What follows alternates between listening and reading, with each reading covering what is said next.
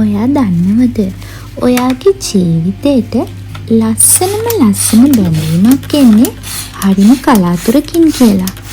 ඒ නිසා ඔයාට ලැබුණු ඒ සුන්දර ලස්සන බැඳීම් ඔයා හැමදාටම පරිස්සමට රැක ගන්න ඕනි. මොකද ඒ බැඳීම් අපට ආයෙමත් දවසක නොලැබෙන්න පුළුවන් නිසා. ඉතින් අද හරිම ලස්සන දවසක්. ඉතින් මම තනියම ඉන්න වෙලාවේ මට හිතුණා රස ජූස් එකක් හදන්න. ඉතින් ගෙදර තිබුණා ඇපල් වගේක්. ඉතින් ඇපල් ටික අරගෙන මම හොඳින් සෝදලා මේ හදන්නේ රස ඇපල් ජූස් එකක් හදන්නයි.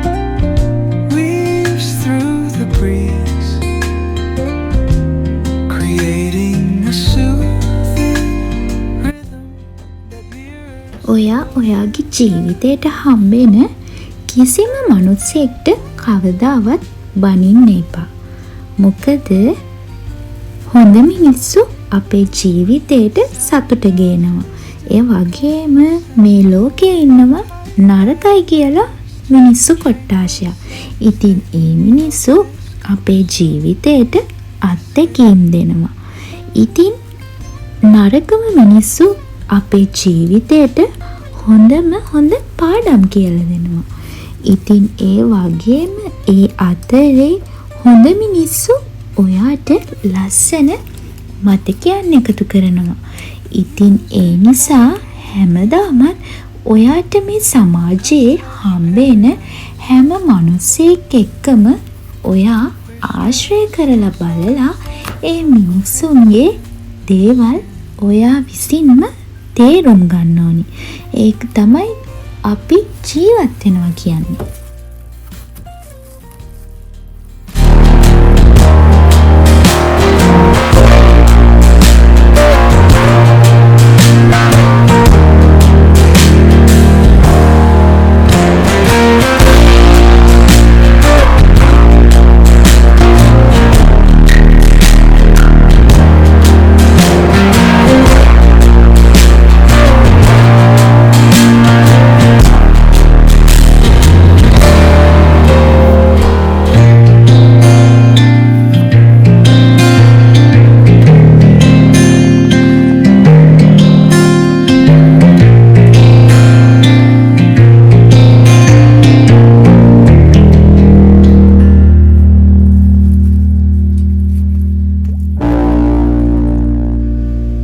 ඔයා දන්නවද දුක් විඳලා ලබා ගන්න දේවල් තමයි අපේ ජීවිතේට වටිනාකම් ගොඩක් එකතු කරන්නේ.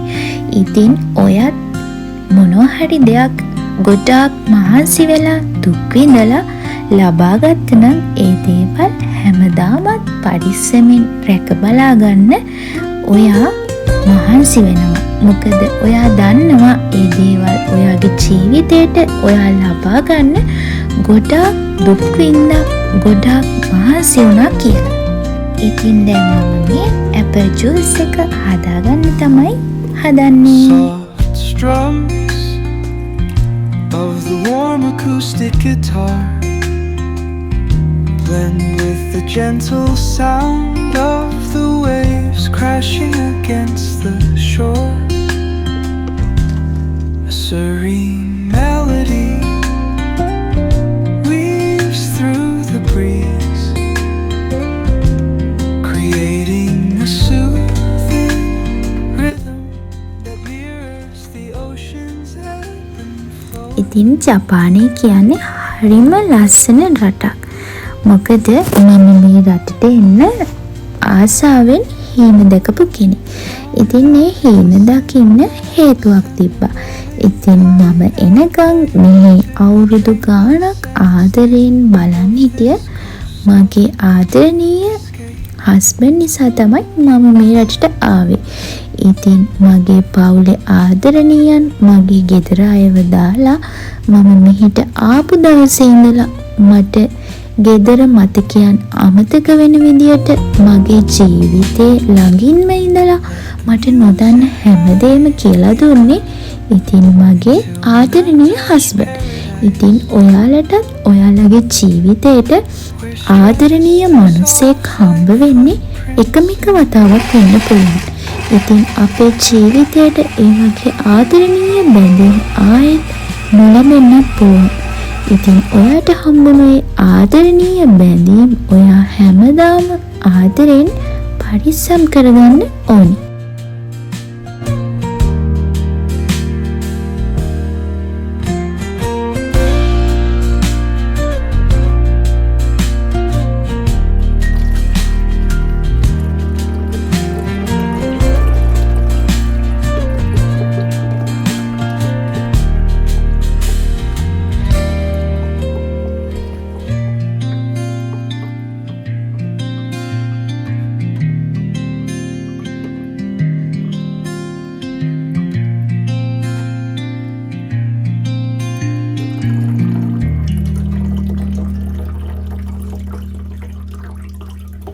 ඉතින් ඔන්න කතාවෙන් කතාව මගේ රසම රස ඇපල් ජූස් එකත් හදලා ඉවරයි.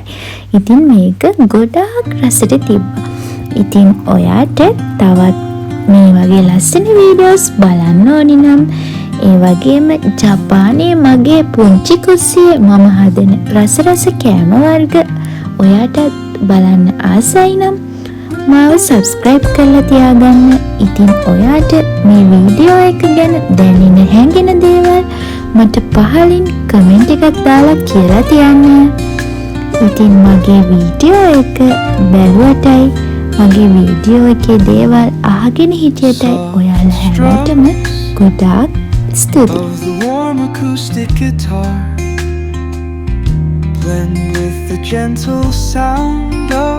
ඔයාලත් මේ රසමස ඇපල් ජූස් එක හදලා try කරලා බලන්නකෝ. මේක හරිම රසයි.